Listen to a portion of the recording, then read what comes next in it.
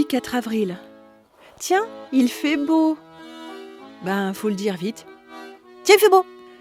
Là, par l'ouverture de la porte, enfin, le petit bout que je vois de ciel, l'ouverture de la porte de ma place, et puis qui se continue sur la fenêtre, parce que la porte et la fenêtre de la cabane, enfin cette fenêtre et la porte sont dans le même plan.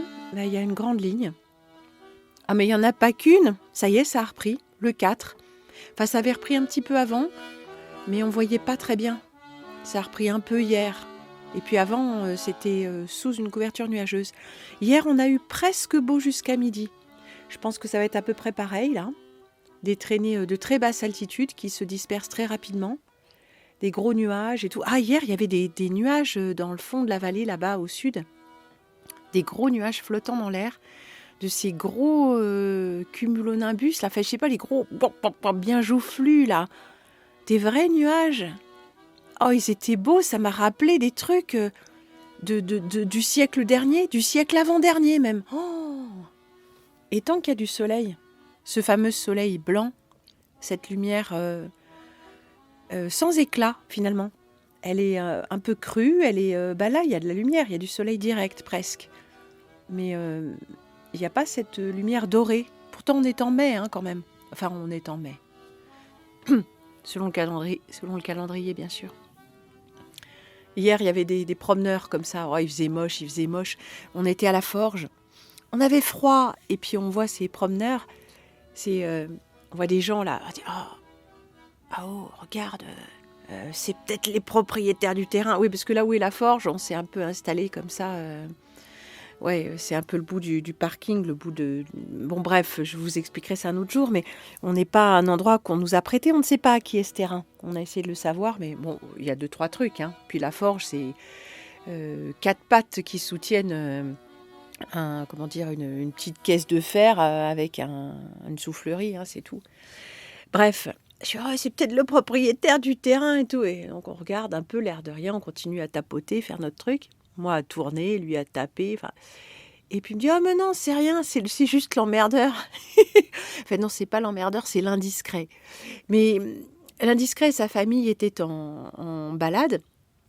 Et puis, je sais plus ce que je dis. Je dis, oui, mais c'est comme ça depuis le 1er mai, ou je sais pas quoi. Il me dit, le 1er mai ? Enfin, qu'est-ce que vous dites ? C'était pas le 1er mai, c'était le 1er novembre, le 2 novembre, et aujourd'hui, c'est le 3 novembre. J'ai pas compris tout de suite, puis évidemment, ça m'a frappé. Oui, c'était un temps de novembre.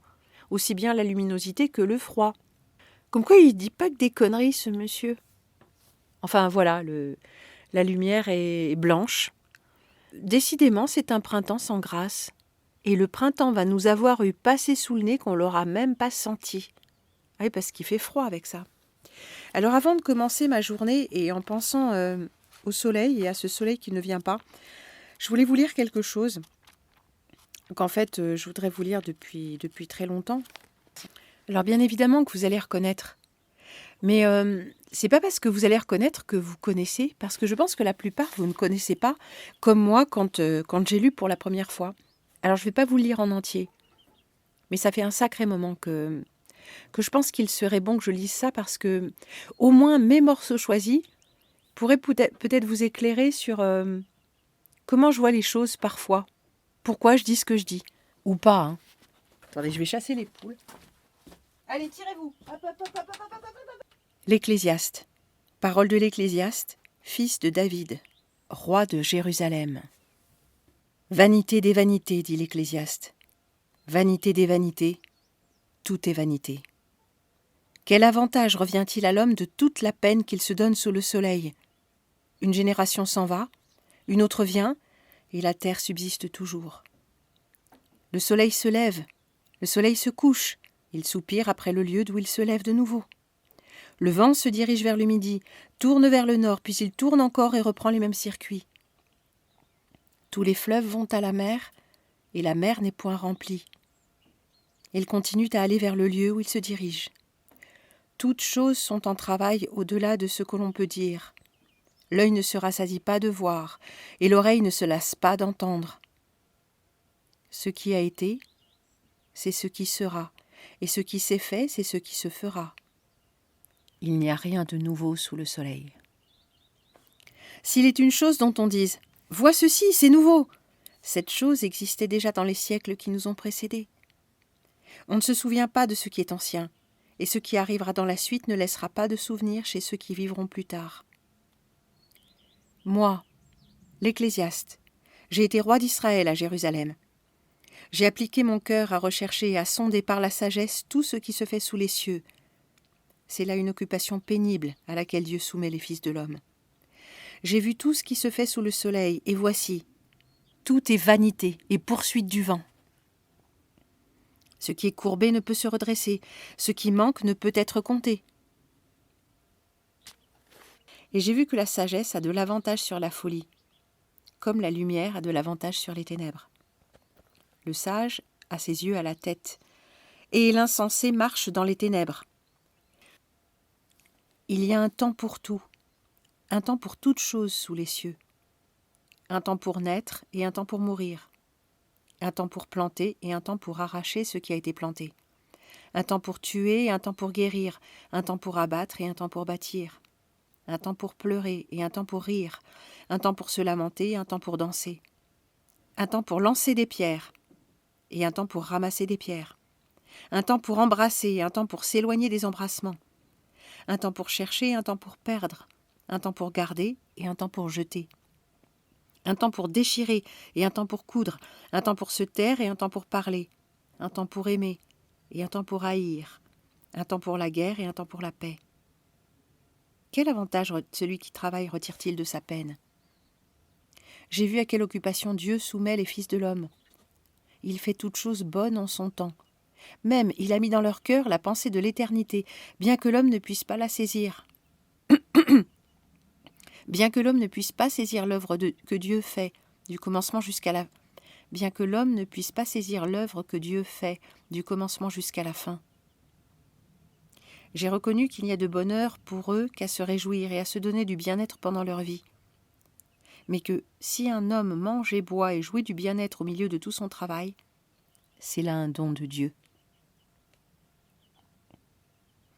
J'ai reconnu que tout ce que Dieu fait durera toujours, qu'il n'y a rien à ajouter et rien à en retrancher, que Dieu agit ainsi afin qu'on le craigne. Ce qui a été, c'est ce qui sera, et a déjà été, et Dieu ramène ce qui est passé.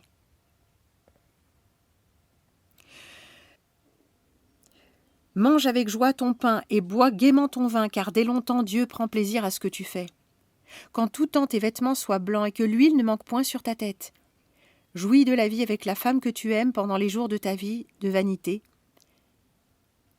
Jouis de la vie avec la femme que tu aimes pendant les jours de ta vie de vanité que Dieu t'a donné sous le soleil, pendant tous les jours de ta vanité, car c'est là ta part dans la vie, au milieu de ton travail que tu fais sous le soleil.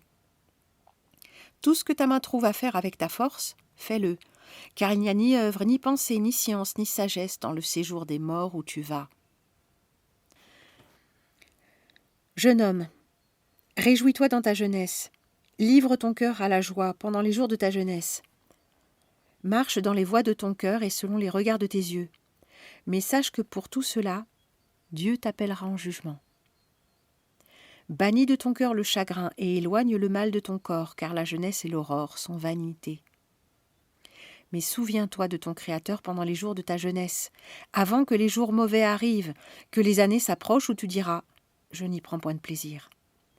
Avant que s'obscurcissent le soleil et la lumière, la lune et les étoiles, et que les nuages reviennent après la pluie.